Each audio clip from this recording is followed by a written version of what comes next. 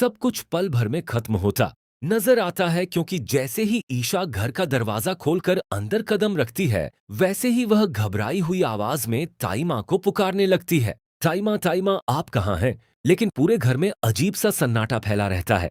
तभी ईशा की नजर सामने दीवार पर पड़ती है और उसके होश उड़ जाते हैं, क्योंकि वहां ताई माँ की तस्वीर पर फूलों का हार चढ़ा हुआ रहता है। यह देखकर ईशा के हाथ कांपने लगते हैं और उसकी आंखों से आंसू निकलने लगते हैं। ईशा बार बार सोचने लगती है कि आखिर ताई माँ को अचानक ऐसा क्या हुआ जो वह इस दुनिया को छोड़कर चली गई।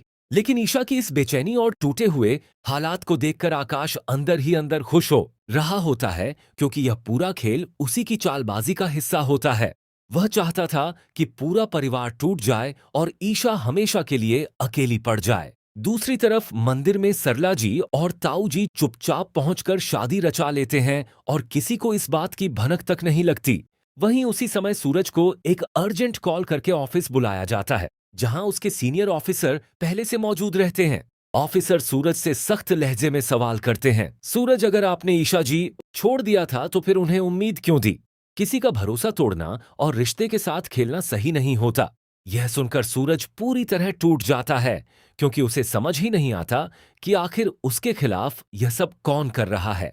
तभी उसके सामने गीता लाई जाती है और सूरज कांपते हुए हाथों से गीता पर हाथ रखकर कहता है, मैं गीता पर हाथ रखकर कसम खाता हूं कि चाहे हमारे रिश्ते में कितनी भी गलतफहमियां, लड़ाइयां और उतार चढ़ाव आए हों, लेकिन मैंने कभी भी ईशा को गलत नजर से नहीं देखा और ना ही उसे जानबूझकर दुख पहुंचाने के बारे में सोचा। मैं आज भी अपने रिश्ते की इज्जत करता हूं।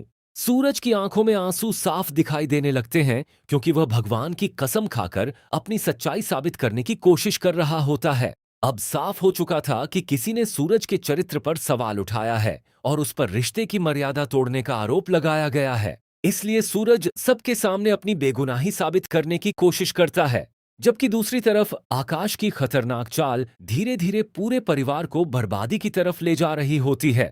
ताई माँ के कहने पर क्या सूरज करेगा ताऊ जी को माफ?